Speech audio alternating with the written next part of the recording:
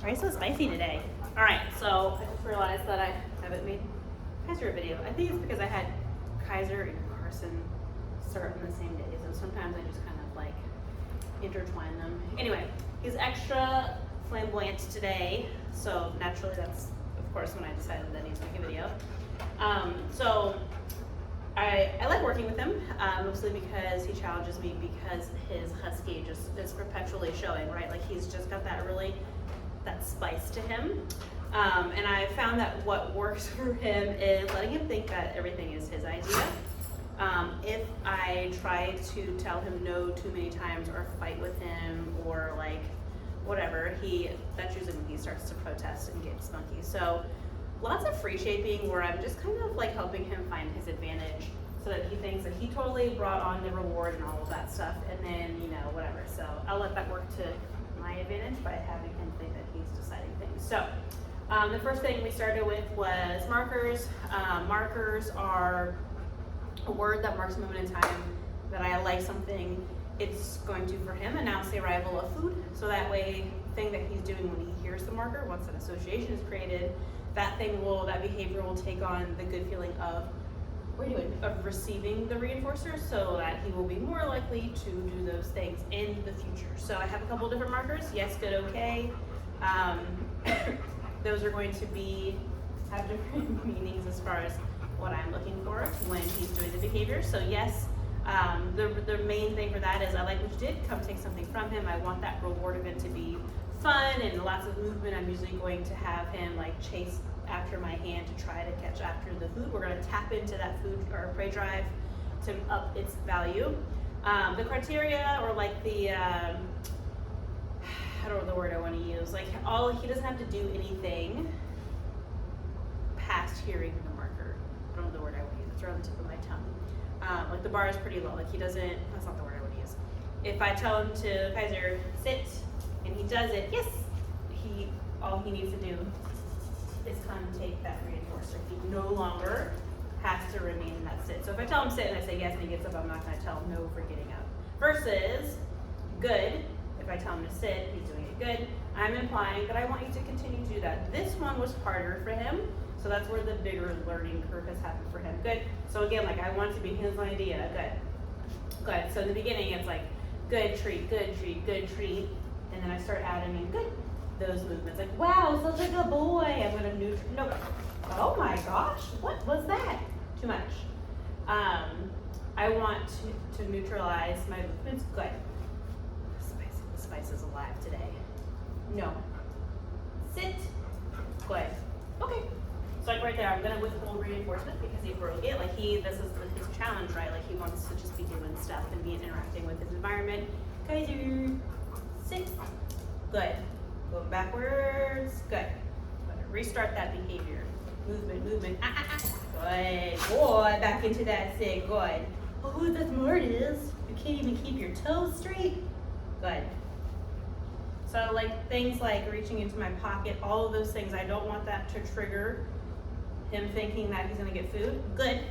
The marker is what announces the arrival of those reinforcers. And then, okay, that is going to be duration breaker. You're done with your behavior. I'm not gonna give him too much for coming out of behavior. I want him to find more value with remaining in behavior. So place, yes. He knows he can come take that food. And I'm using that one to shape new behaviors, to build engagement, to capture moments where he may be conflicted about his environment. I want it to be fun and exciting, very nonchalant. Place. Good. Yeah, good. He knows he has to remain in that behavior. Good. And I have to move at his pace. If I add good, too much movement too soon, he's like, I'm all about it. Let's go together. Nope. Whoa. Place. Good. Okay. We're start back over. Easy. Place. Good. Oh my goodness, you're so much. Good. Yeah, buddy. Good. Okay. Yeah. And then out. Yes, get it. Out is the one, obviously we need to work on. He's right there, buddy, that we need to work on the most because Kaiser! Yes. He is super. Out. Yes. We went that way. We went over there. So that's the behavior that he's just today deciding to test. Hey, guys. Yes. Wow.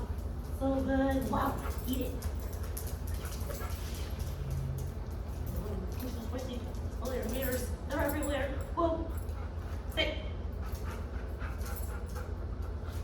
No. Whoa. Guys. Sit. Good boy. Okay. You're gonna knock that down. Look at your hairs everywhere. Kaiser. Good boy. Sit. Good. There you go. Now you get it. Now you get the snack. Where's your markers? Good. Okay. Oh my goodness, sir. We've mostly been working in the training room, sprinkling in some sessions here and there out front, just moving at his pace. He tends to get more like his huskies kick in, and he starts to kind of drop his nose and tip around and want to look at everything else and do all of that stuff. So starting to add in some rules like a no marker, which is going to be paired with pressure. I switched him over to a prong only because of his self-preservation went out. He just wants to sniff and explore his surroundings. So he was kind of dragging around, even if we worked with positive reinforcement, he was kind of like, I don't really care about that right now. So he was choking himself, and I don't want that. So I put him on a prong. He's a little bit more, hey, he's a little bit more respectful. Come here. To that, it's a little bit clearer for him when I'm looking for how to respond to pressure. So I'm going to advance with that and help him be a little bit better responsive to leash pressure, and we can balance negative reinforcement with positive reinforcement outside, now that I have a better way to connect with him. Did she yell at you over there? He doesn't like when dogs come up to her kennel.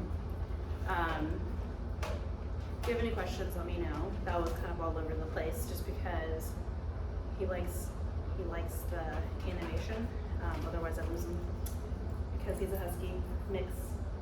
Hey.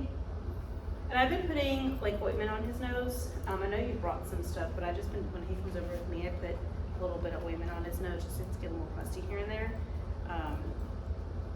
So he seems to be doing okay.